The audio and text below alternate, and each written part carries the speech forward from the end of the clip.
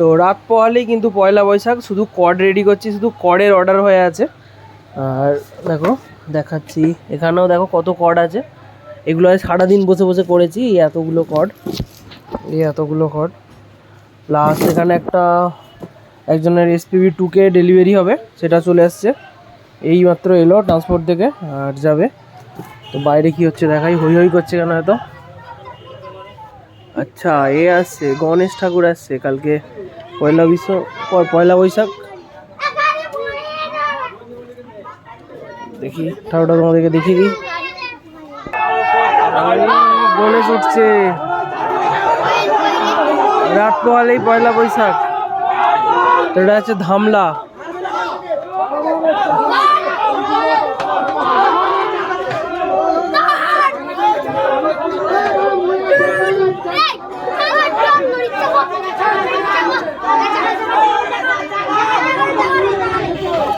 ঠাকুরটা দেখিয়ে দিই তোমাদেরকে পুরো।